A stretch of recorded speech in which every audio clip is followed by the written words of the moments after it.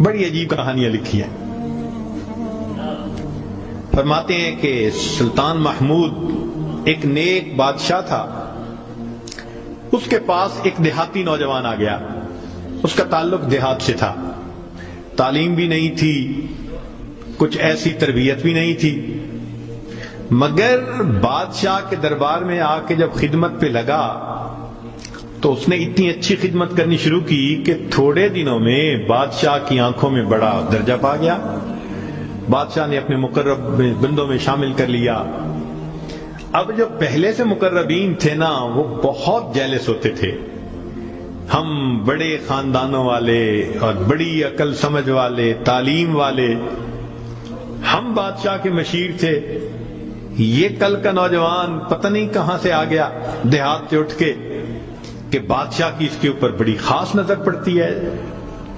چنانچہ انہوں نے پروگرام بنایا کہ ہم بادشاہ سے موقع ملنے پہ بات کریں گے. انہوں نے بات کی کہ بادشاہ سلامت, جو محبت کی نظر اس کی طرف اٹھتی ہے وہ ہمارے اوپر نہیں اٹھتی. حسب میں ہم اچھے, نسب میں ہم اچھے, مال میں ہم اچھے, عقل میں ہم اچھے, لیکن محبت کی نظر اس کو جو مل گئی وہ ہمیں نہیں مل رہی. تو بادشاہ نے کہا کہ اچھا, میں کسی موقع پہ اس کا جواب دوں گا. اب بادشاہ نے کیا کیا کہ ایک پھل منگوایا جو بہت کڑوا تھا. کاشیں بنوائیں اور کاشیں ان سب لوگوں میں تقسیم کر دیں جو اعتراض کرنے والے تھے, اور ایاز بھی وہیں بیٹھا تھا. تو جس جس کو وہ کاش ملی اس نے منہ میں ڈالا تھو تھو.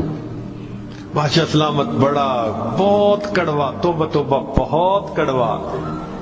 سب نے اپنے منہ سے وہ پھل نکال دیا اور کہا کہ بادشاہ سلامت یہ بہت کڑوا ہے.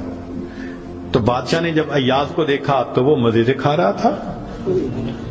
تو بادشاہ نے اس سے پوچھا کہ ایاز, یہ کاش میٹھی ہے جو اتنے مزے سے کھا رہے ہو؟ اس نے کہا بادشاہ سلامت ہے تو کڑوی, کھاتے کیوں جا رہے ہو؟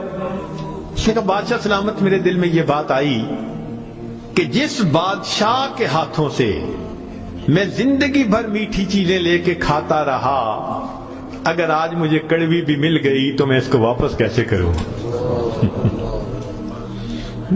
عمر بھر میٹھی چیزیں لے کے کھاتا رہا, آج کڑوی بھی مل گئی تو واپس کیسے کروں؟ کاش کہ یہ چیز ہمارے اندر آ جاتی کہ جس پروردگار کی نعمتوں سے ساری زندگی ہم انجوائے کرتے رہتے ہیں, اگر کبھی کوئی اس کی طرف سے آزمائش کی گھڑی بھی آ جائے تو ہم پھر شکوہ کیوں کرتے ہیں؟ اب بادشاہ نے سوچا کہ بھائی یہ لوگ جو بہت اعتراض کرنے والے تھے نا, ان کے سامنے کوئی اور ایسا ہیلا کرنا چاہیے کہ ذرا ان کو بات سمجھ میں آ جائے. تو ایک دن بادشاہ آیا اور اس نے کہا کہ دیکھو بھائی, آج میں تم سب کی عقل کا امتحان لوں گا, تمہارا آئی کیو لیول دیکھوں گا کیا ہے,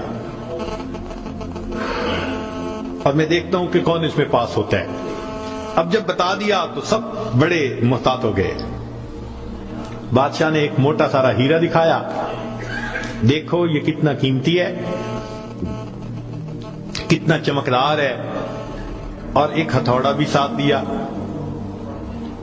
اور پہلے کو کہا کہ جی یہ ذرا ہیرا جو ہے توڑ کے دکھاؤ. اب وہ سمجھ رہا تھا کہ بادشاہ نے ہم سے امتحان لینا ہے ہماری سمجھداری کا.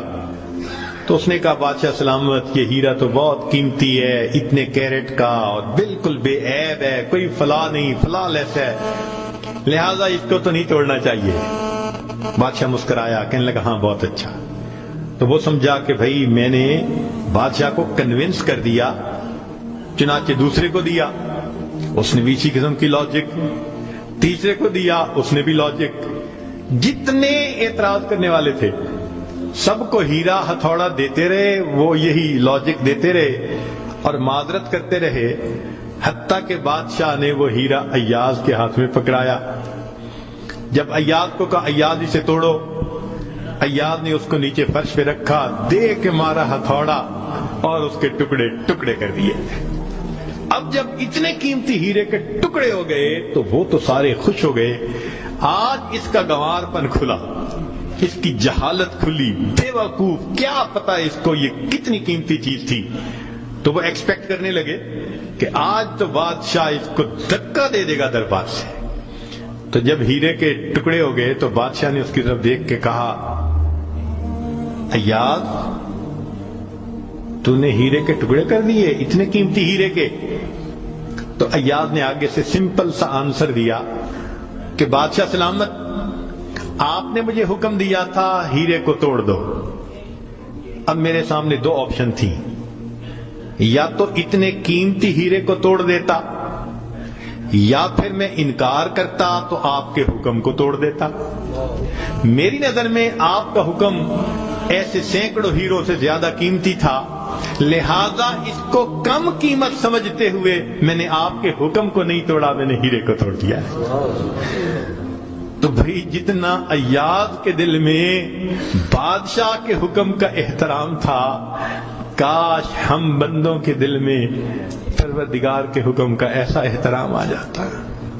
ہم خواہشوں کو توڑ دیں، تمناؤں کو توڑ دیں، اپنی امیدوں کو توڑ دیں، ہم کبھی بھی حکم خدا کو نہ توڑیں. تیسرا واقعہ لکھا کہ ایک دن ایک معترض جو تھا وہ آیا اور اس نے کہا کہ بادشاہ سلامت، یہ جو آپ کا زیادہ ہے نا چہیتا ایاز، ہمیں لگتا ہے کہ یہ خزانے سے چیزیں چراتا ہے، ہمیں تو شک ہے. بادشاہ نے پوچھا کیسے ہے؟ اس نے کہا جی ایک جگہ کلوزٹ بنائی ہوئی ہے اس نے، اور یہ صبح و شام اس کلوزٹ کا دروازہ کھولتا ہے اور دیکھتا رہتا ہے اور تالا لگا کے چابی اپنے پاس رکھتا ہے، چابی کسی کے ہاتھ میں نہیں دیتا. تو بادشاہ سلامت، ہمیں تو پکا شک ہے کہ آپ کے خزانے سے اس نے قیمتی چیزیں چرا کے رکھی ہیں اور یہ صبح و شام دیکھتا ہے ان کو. بادشاہ نے اسی وقت ایاز کو بلوا لیا، لوگوں کے سامنے پوچھا، ایاز تمہاری کوئی کلوزٹ ہے ایسی؟ جی. تالا لگا کے رکھتے ہو؟ جی. صبح شام کھول کے دیکھتے بھی ہو؟ جی. لاؤ چابی اس کی. ایاز نے چابی نکال کے دے دی. بادشاہ نے ایک آدمی کو بھیجا کہ جاؤ اور کلوزٹ میں جو کچھ پڑا ہے سب اٹھا کے یہ کہ لے کے آؤ.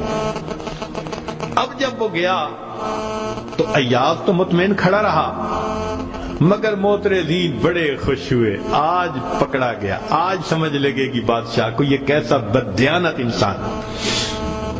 تھوڑی دیر گزری تو جو گیا تھا وہ تالا کھول کے کیا دیکھتا ہے کہ اس میں ایک پرانا سا لباس ہے اور ایک پرانا سا جوتا رکھا ہوا اور کچھ بھی نہیں. بڑا حیران ہوا، اس کو یہ صبح بھی دیکھتا ہے شام بھی دیکھتا ہے. وہ اس کو لے کے بادشاہ کے پاس آیا. بادشاہ سلامت کلوزٹ میں یہ دو چیزیں تھیں. بادشاہ نے کہا ایاز بس یہی کچھ تھا؟ جی یہی تھا. ایاز یہ تو اتنی قیمتی نہیں کہ تم ان کو تالے میں رکھو اور صبح شام اس کو جا جا کے دیکھو. ایاز نے کہا کہ بادشاہ سلامت میرے لیے قیمتی ہے. پوچھا کیوں؟ کہ بادشاہ سلامت جب میں پہلی مرتبہ آپ کی خدمت میں حاضر ہوا تھا، میں دیہاتی سا لڑکا تھا، یہ تہبند باندھی تھی، یہ کرتا پہنا تھا، یہ جوتا پہنا ہوا تھا. میں نے اس کو اپنے لیے پریزرو کر کے رکھ لیا. اب روز صبح اور شام میں دروازہ کھولتا ہوں،